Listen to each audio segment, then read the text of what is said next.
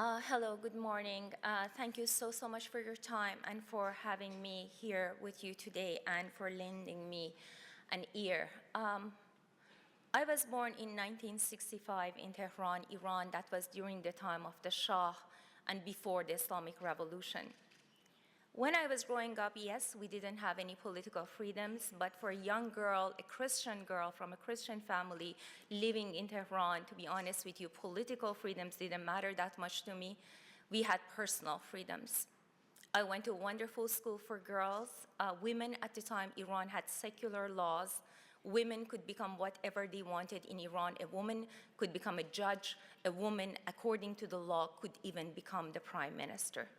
We owned a cottage by the Caspian Sea. I spent my summers dancing to the Bee Gees and wearing bikinis on the beach, boys and girls together. I learned my ABCs in kindergarten next to Persian, and I had very high hopes. And then things changed with the revolution in 1979. Ayatollah Khomeini, who had become the leader of this revolution, promised the people of Iran freedom and democracy. So the left and the right, everybody followed. They all supported Khomeini and his ideas, and the revolution succeeded. 98% of the people of Iran voted yes to an Islamic Republic, and the Islamic Republic of Iran was born. But it certainly was not what it had promised to be. Soon after the revolution, things took a turn for the worse. Not only we didn't gain any political freedoms, but the personal freedoms that we had during the time of the Shah, dancing became illegal, singing became illegal, holding your boyfriend's hand in public became illegal. So all the things we had enjoyed, now we lost. Now, I'm sure you have heard about the American hostages in Iran taken hostage shortly after the success of the revolution. But did you know that as early as 1981, there were thousands of teenage political prisoners in Iranian prisons? The world didn't want to hear about it or didn't hear about it, whatever happened. As early as 1981, my generation, including me, we were on the streets of Tehran demonstrating against the Islamic Revolution, against the Islamic Republic. Because why? Because it did not deliver the freedoms that it had promised. And every single one of these demonstrations, as early as 1980, was attacked by the newly formed Revolutionary Guard. At the beginning, they attacked us with baseball bats, but then they graduated to tear gas and then live bullets. And there were 14, 15, 16-year-olds demonstrating, thousands of us on the streets of Tehran. Then the wave of mass arrests began in 1981, the mass arrest of young people. I was arrested on January 15, 1982, and taken to Evin prison. I was 16 years old. I was blindfolded upon arrival. Right now, as I'm speaking, Evin prison is completely operational, and it has about 7,000 prisoners. I was taken in upon arrival. I was blindfolded. I was taken for interrogation. I was asked questions, and I answered to every question truthfully. I was 16 years old, and I really had nothing to hide. I had attended protest rallies. So what? All of my friends attended protest rallies. I had spoken against the government. So what? All of my friends had spoken against the government. From my humble perspective, I wasn't doing anything wrong. They didn't like the answers that I gave them. They took me into a small room in Evin prison. They took off my blindfold. I was in that room with two men, Ali and Hamed. They handcuffed me, and when they handcuffed me, they realized my hands are going to slide out of the cuffs. So they put both of my wrists together, and they put both wrists into one cuff, and as it clicked, I heard my right wrist crack. And the torture had not even begun yet. At that point, if the devil appeared and asked me to sell him my soul, I would have done it. Because I was 16 and I just wanted to go home and sleep in my own bed. I wanted my mom. They tied me to the bare wooden bed. I was lying down on my stomach, and they lashed the soles of my feet with a length of cable. The favorite method of torture in the Middle East. With every strike of the lash, your whole nervous system explodes, then is magically put back together, and you're wide awake for the next strike. They beat you and beat you. When they untied me, I looked at my feet. They looked like party balloons with toes on them. Then they made me walk, then they start all over again. They make you walk, they start all over again. Do you know why they stagger it? Because if they continue beating, your skin would burst and you will die from bleeding and infection. They are not trying to kill you. There are more economical ways to kill people. They would execute you if they want to kill you. They're trying to prolong your suffering. Why? What is the point of torture? It is not to get information. I would have confessed I was Jesus Christ under torture. I signed every single paper they gave me. I didn't even read it. Do you honestly think that when you're in so much pain, you're going to read what they give you? I put my name on every document they gave me. The point of torture is not to get information. The point of torture is to break the human soul. And thousands of prisoners were and are being tortured in Evin prison right now. I was given a death sentence because I didn't cooperate, because I was considered an enemy of God. A courtroom in Evin prison was and is a Sharia judge sitting behind the desk, passing verdicts every 3 minutes. There is no lawyer, there is no jury. There is none of that. You're less than a slave in Evin prison. You have no rights. And then they sent me to the cell block. In every cell block, in Evin prison, in the women's cell blocks, during the time of the Shah, yes, we had political prisoners during the time of the Shah. During the time of the Shah, there were 5 or 6 prisoners in each one of these cells. But then during my time, there were 50, 60, or 70. There was no room to move. At night, we slept like sardines.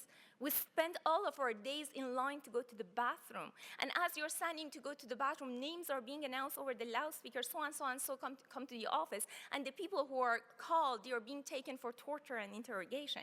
And if your name is called, you better go, because if you don't, they will come and shoot you right there.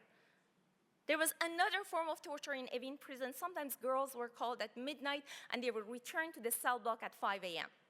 If you knew the girl, you would go to her and you would say, "Where were you last night?" She didn't show any signs of torture, and that was weird. And she would say, oh, she would give you some lame excuse. Oh, they took me for interrogation and nothing happened. Yeah, right. I was called for interrogation about 6 months after my arrest. My interrogator, Ali, was there. He looked me straight in the eye. And he said, listen and listen carefully. You had a death sentence. I reduced it to life in prison. You're going to be here forever, and the world doesn't give a damn.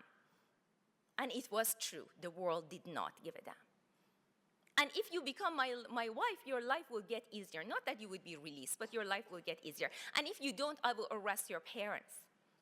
If he arrested my parents, I wouldn't have a home to go back to. I said, fine. He forced me to convert to Islam. He even changed my name. One day I looked around me. I had lost my freedom, my family, my religion, and my dignity.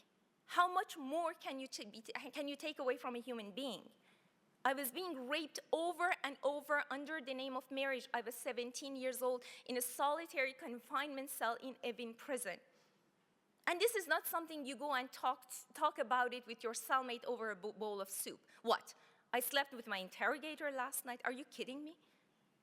This became my secret, a secret that I protected with my life. The man that did this to me, he himself had been a political prisoner in Evin prison during the time of the Shah. Oh, yes. Victimhood is not a perpetual state. A victim can become a torturer, and a torturer can become a victim. The tables turned for him one day, and he decided to take revenge. Justice, whatever you want to call it, and he did it. And the tables will turn for me as well. One day somebody will put a length of cable in my hand and say, go for it, go get your justice. But there's one thing I have learned. They can take away everything from you, but there's one thing they cannot take away, and that is the person who you really are. And the person you really are has nothing to do with your name or religion, etc., etc. It has to do with that length of cable. I will put that length of cable down. Enough is enough. Justice and revenge are two very different concepts. The situation in Iran, the brutality practiced in Iranian prisons is exactly the same, if not worse. Many people would argue that it is worse today than it was in the 80s when I was in prison for 2 years, 2 months, and 12 days. Many would argue it is worse right now, and you know what, they are probably right. People ask me, have things gotten any better in Iran? No, they haven't gotten any better. Iran is still governed by Sharia law. Sharia law, just to let you know, under Sharia law, just one example I'm going to give you, the testimony of a woman is worth half of a man. Just think about it logically for a moment. Can a society in which the testimony of half of the population is worth less than the other half ever have anything that could even resemble justice and democracy? No, it cannot. So yes, in 2009, we have had mass protests in Iran since 1980, but the brutality of that regime is so extreme that it doesn't allow the people to budge. You budge, and there's a gun pointed to your head. You budge, and your daughter is going to be raped in front of you. Now, what can the international community do? That is the question. I have agonized, and my friends and cellmates the same.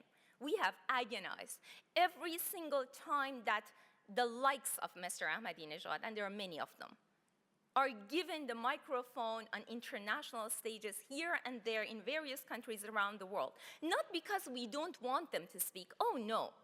I believe in freedom of speech. I believe that my enemy has the right to speak as much as I do.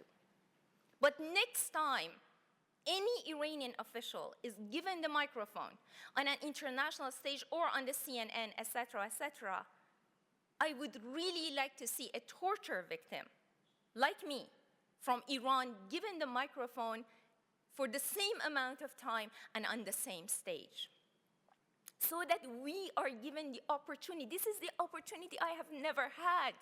I have written 2 books about what happened to me in Iran. I give 5 talks a week on what happened to me in Iran. But I have never had the opportunity to look at one of these men straight in the eye and ask them a question that I need to ask. Why did you torture me? Why did you beat me to a pulp at the age of 16? Why? Why do you keep on doing it? I have never been given that opportunity. So I'm asking the international community to give us this possibility to look at our torturers straight in the eye and ask this important question. And if asking this question is going to cost me my life, so be it. At least I will die happy. I carry the memories of every single girl who stood in bathroom lines in Evin prison with me. Many of them are buried in mass graves. They are not here to speak for themselves. I am the lucky or the unlucky one. And please get your voices heard. The political prisoners in Iranian prisons right now, they would like to hear from you. I don't believe in bombing Iran. I don't believe bombing has ever fixed any problems in the long run. But please get your voices heard. Please support Iranian political prisoners. Go online. There are so many websites. Write articles. If you're a journalist, pay attention to this situation. The main problem in Iran is not the nuclear situation. It is an issue, but it is not the main issue. The main issue with Iran is its absolute disregard for human rights that has taken thousands of lives and has devastated probably hundreds of thousands more in the past 33 years. Silence, please let's not forget. Silence, your silence, is a weapon of mass destruction. Thank you.